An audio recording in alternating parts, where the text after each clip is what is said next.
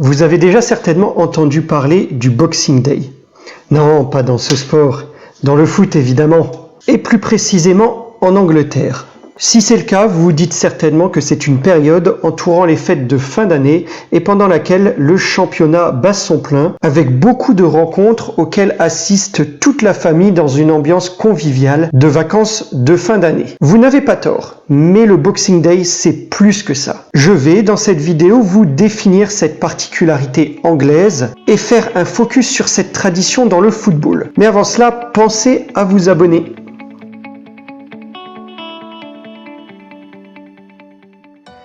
Bonjour les amis et bienvenue dans cette nouvelle vidéo. Alors ce sujet m'a été suggéré par un ami, Michael, qui souhaitait que je le traite. Et comme j'apprécie qu'on me donne des idées, eh bien voilà ce sujet. D'ailleurs à ce titre, n'hésitez pas, vous, à me laisser des commentaires dans la partie dédiée en dessous de cette vidéo pour me donner vos idées ou les sujets que vous aimeriez que je traite à l'avenir.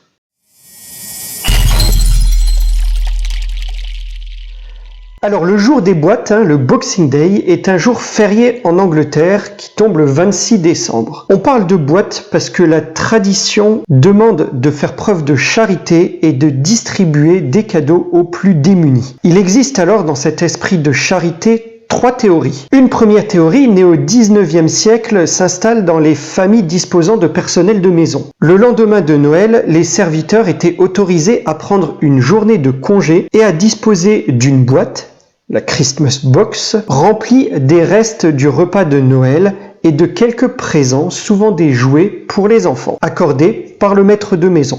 C'est d'ailleurs de cette théorie que seraient nés les Hampers qui envahissent tous les magasins d'alimentation en Angleterre autour de Noël. Alors si vous ne savez pas ce que c'est, eh bien il s'agit de paniers remplis de spécialités et de produits fins, des Christmas pudding, des shortbread, souvent offerts d'ailleurs en cadeau. Une autre théorie datant du 15e siècle affirme qu'une boîte à offrandes était installée dans les églises et le 26 décembre, son contenu était offert aux pauvres. Enfin, une dernière théorie se réfère aux expéditions maritimes de la même époque. En effet, les marins superstitieux remplissaient une boîte avec quelques pièces de monnaie censées leur porter chance pour ne pas périr pendant leur voyage. La signification a bien changé avec les époques. En effet, depuis le 21e siècle, et vous devez le constater, le mercantilisme a pris le pas sur la tradition. Et le Boxing Day est souvent comparé au Black Friday américain et qui s'étend d'ailleurs à travers le monde. Les clients se ruent alors dans les commerces à la recherche de la meilleure opportunité et pour acheter des produits soldés. Le 26 décembre est effectivement le premier jour des soldes en Grande-Bretagne. Il est alors un peu triste de constater que le traditionnel Boxing Day, qui avait pour but de permettre aux personnes les moins nanties de passer un joyeux Noël, soit devenu un outil de commercialisation où les consommateurs doivent faire compétition entre eux pour bénéficier de la meilleure aubaine.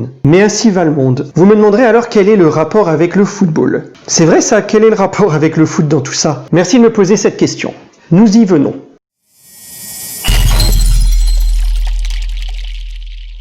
Eh bien, dans le domaine du sport et dans le foot en particulier, le Boxing Day a une importance toute particulière. Pour bien le comprendre, il faut revenir en 1860.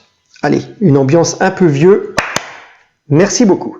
Et plus précisément donc le 26 décembre 1860. Sheffield FC, le doyen des clubs de football dans le monde entier, en passant, le plus vieux club au monde, affronte Hallam FC, l'autre équipe de la ville qui vient alors d'être fondée. Alors pour le coup, évidemment, vous n'aurez pas d'image ni de vidéo de l'époque.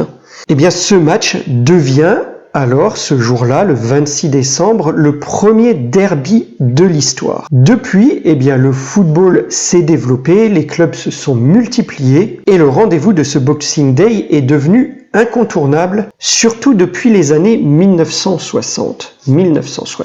Par exemple, lors de la saison 1963-1964, les 39 rencontres des 2 premières divisions anglaises ont donné lieu à 157 buts, dont 66 inscrits en Division 1, l'ancêtre de la Première Ligue. C'est une période intense qui a souvent révélé le futur champion.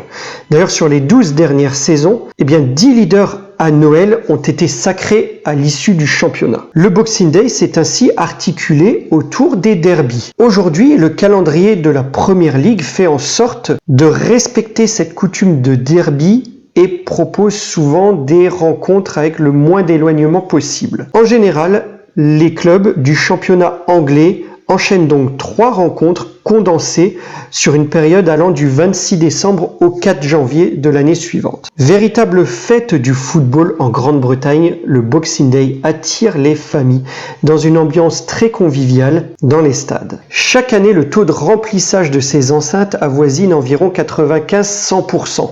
Bon, excepté évidemment pour cette année. Une véritable aubaine pour la billetterie et les diffuseurs, pendant que les autres fédérations profitent de la trêve hivernale. À ce sujet, j'avais d'ailleurs entendu que Michel Platini, bien qu'il avait été sondé par des clubs anglais lors de sa carrière professionnelle, n'avait jamais voulu jouer en Angleterre précisément pour cette raison, lui préférant passer les fêtes de fin d'année avec sa famille en mettant le football un peu en retrait. Mais ce n'est pas le seul à contester cette période. Par le passé, Sven-Göran Eriksson, Sir Alex Ferguson ou plus près de nous, Jürgen Klopp, ont réclamé l'instauration d'une trêve hivernale. En vain. Il faut croire que cette tradition de Boxing Day est très ancrée dans les esprits des Anglais. Ce Boxing Day traverse donc les époques et fait perdurer une vieille tradition. Cette année, vous avez notamment pu suivre le 26 décembre le derby Arsenal-Chelsea ou encore le déplacement de Manchester United à Leicester. Enfin ça, c'est si vous avez RMC. Allez, quant à moi, ce sera tout pour cette vidéo. J'espère qu'elle vous aura plu. Si c'est le cas, n'hésitez pas à laisser un pouce bleu. Pensez à vous abonner, liker, partager, commenter, mais surtout apprécier. Et je vous dis à très bientôt pour une nouvelle vidéo. Portez-vous bien les amis. Au revoir.